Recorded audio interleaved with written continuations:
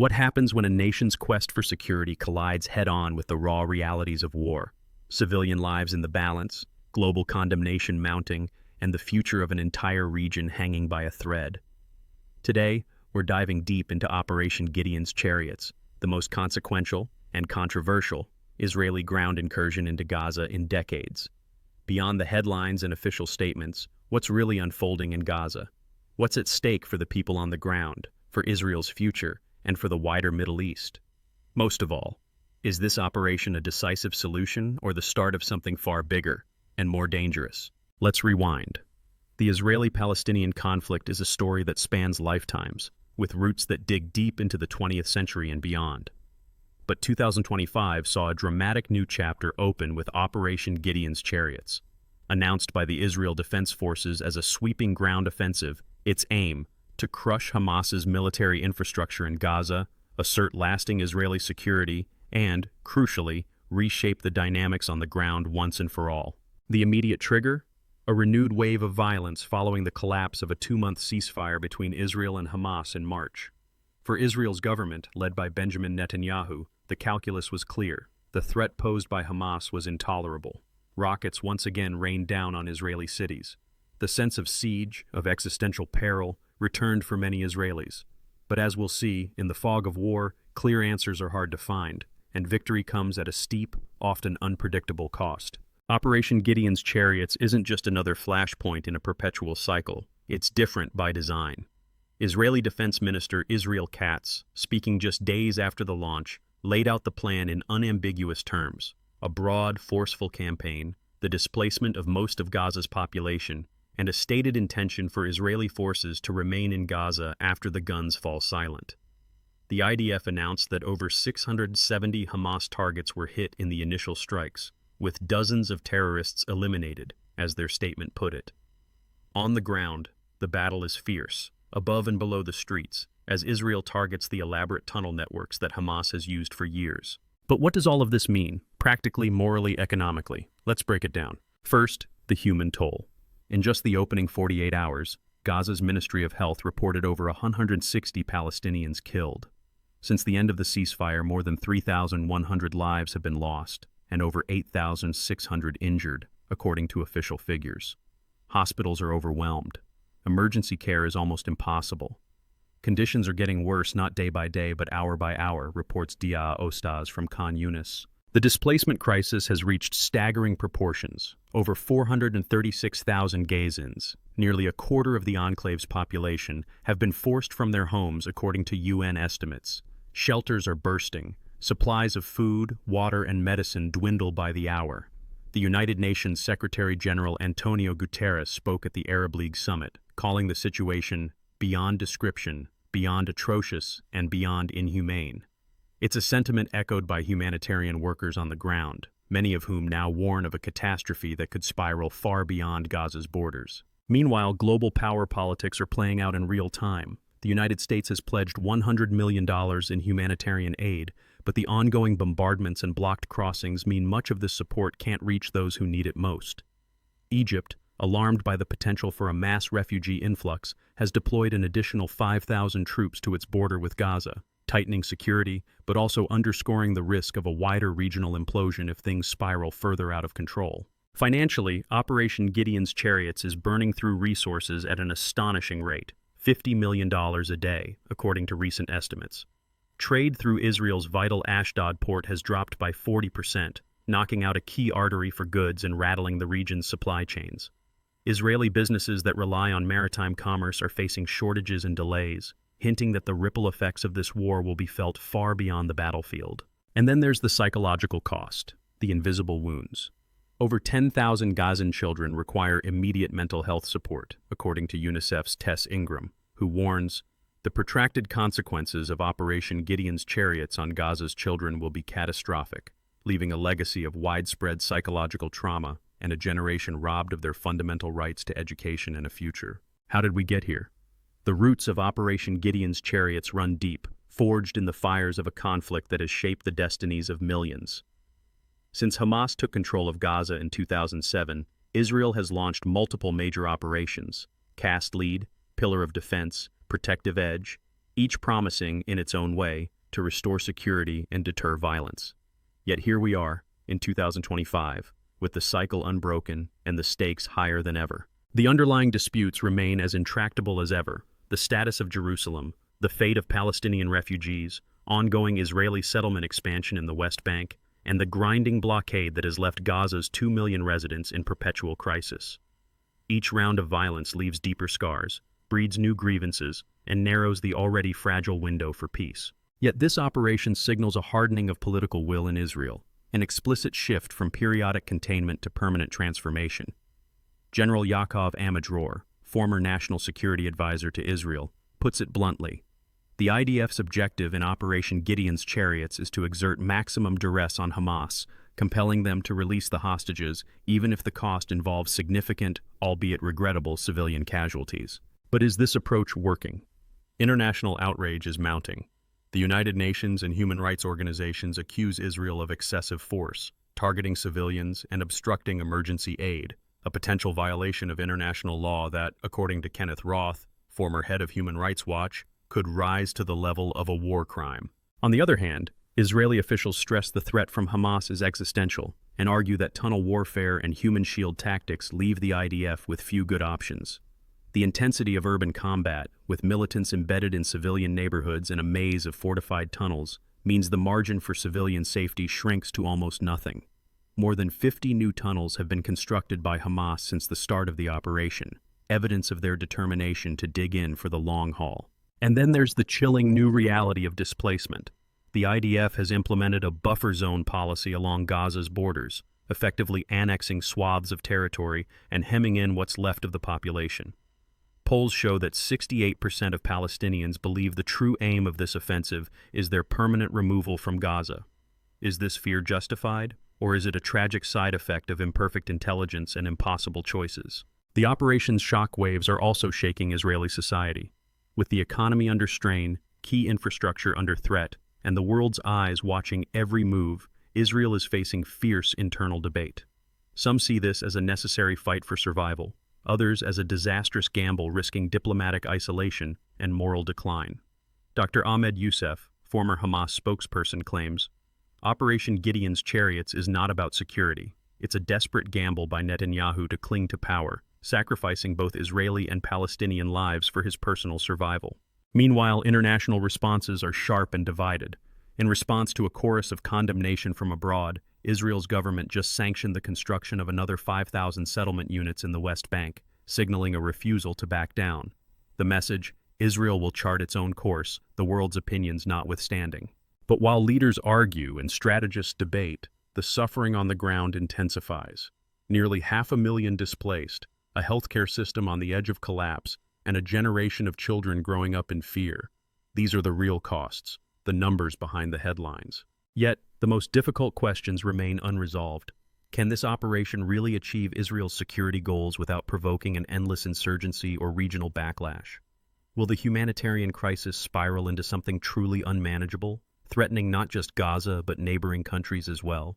As Gaza's infrastructure shudders under the weight of bombardment, and with new tunnels emerging almost as fast as the old ones are destroyed, the possibility of a decisive victory seems maddeningly elusive.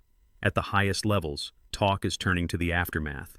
Will Israel enforce a long-term occupation in buffer zones? Will Gaza collapse entirely, triggering mass refugees and destabilizing the wider region? Or could an international intervention force a ceasefire and fundamentally alter the balance of power on the ground?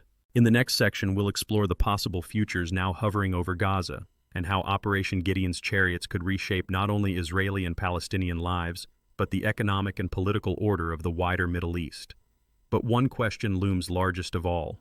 Under the weight of history and the pressure of present-day realities, is there any path out of this crisis that doesn't lead to catastrophe?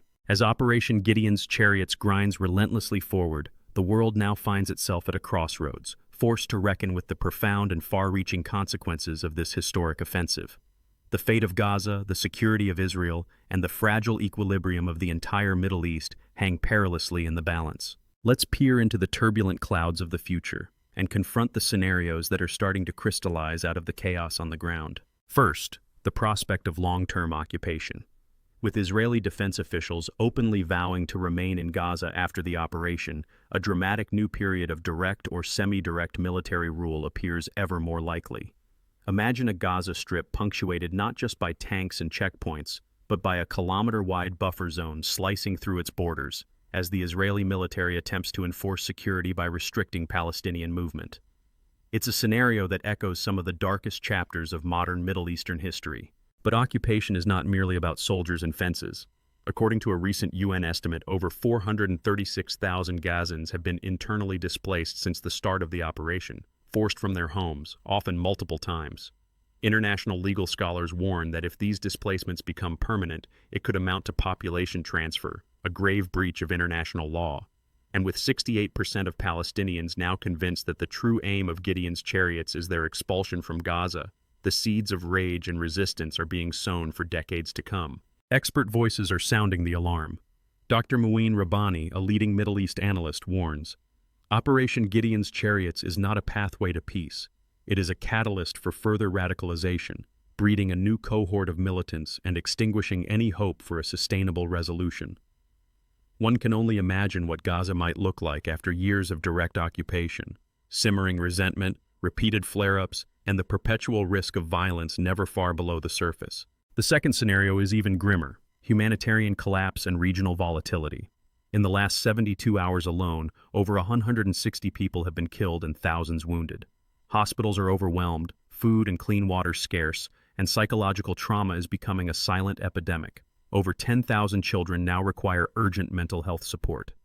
UNICEF's Tess Ingram starkly puts it, the consequences for Gaza's children will be catastrophic, leaving a legacy of trauma and a generation robbed of their future. Worsening civilian suffering raises the specter of mass flight. Egypt is already bracing for an exodus, sending 5,000 additional troops to its border.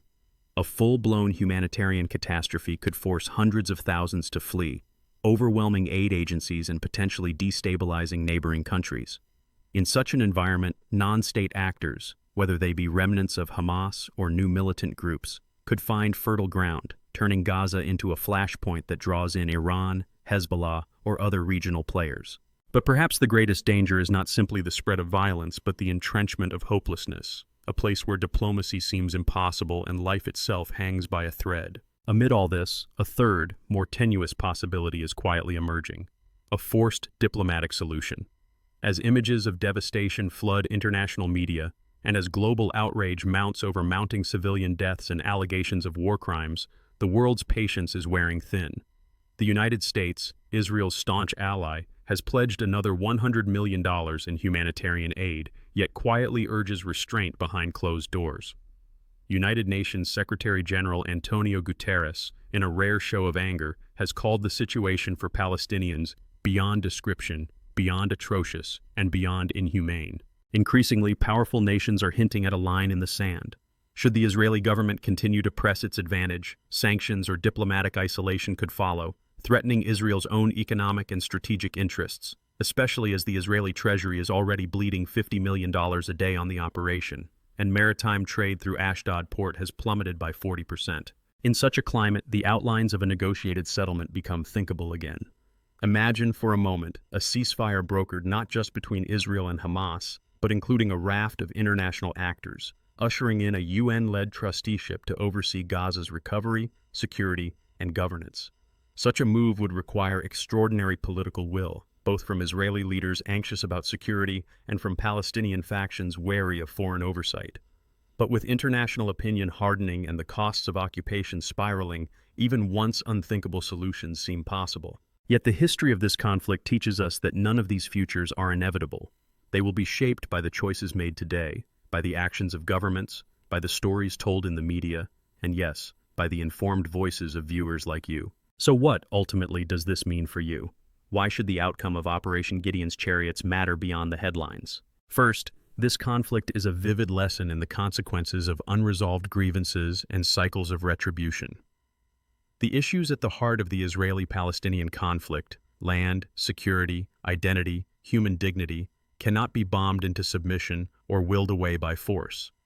Whenever an immediate problem is addressed through military action alone, it creates ripple effects, new wounds, new hatreds, and, as history has shown, new rounds of violence. For anyone watching from afar, it's a stark reminder. The headlines of today often become the history lessons of tomorrow. Understanding the complex drivers behind Operation Gideon's Chariots, the strategic imperatives, the human toll, the shifting lines of law and morality, isn't just an academic exercise. It teaches us to question official narratives, to look beyond the news flashes, and to recognize the deep roots of human suffering and political failure. Let's take a step back and draw a practical lesson. Informed citizenship matters. Wars like these are fought not just with missiles and soldiers, but with words, images, and public opinion. The international outcry that shapes aid, sanctions, and diplomatic pressure is made up of millions of individual voices, each of whom must decide what future they support and why.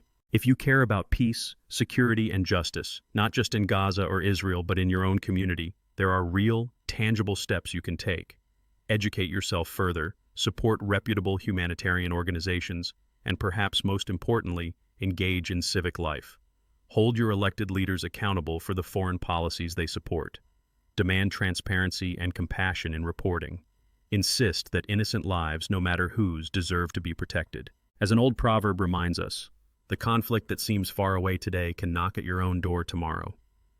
In a world as connected as ours, no tragedy is ever truly distant. Operation Gideon's Chariots, for all its rhetoric of deterrence or security, has become a crucible, testing the limits not only of military strategy, but also of humanity's capacity for empathy, resilience, and solidarity. The choices made in the coming days could harden borders and hearts for generations, or, if we are courageous enough, could sow the first seeds of a long overdue reckoning with the deep roots of this conflict. And here's a secret fact that rarely makes it into the headlines. In the last 12 months, small-scale, informal dialogue projects between young Israelis and Palestinians in Cyprus and Jordan quietly resumed, even as their leaders traded threats and bombs. While these secret meetings are fragile, they're proof that, beneath the surface, there remains a thin but real thread of hope, spun by ordinary people who refuse to accept endless war as their only inheritance. So, as we watch history unfold, let's remember, the story isn't finished yet. The future of Gaza, Israel, and the region will ultimately be written by those bold enough to imagine something better and to act on that vision. If you found this analysis helpful, please like and subscribe for more deep dives into the world's most urgent stories. Do you believe a diplomatic solution is still possible, or are we witnessing the beginning of a new era of endless conflict? Share your thoughts and questions in the comments below. Stay informed, stay engaged, and above all, stay human.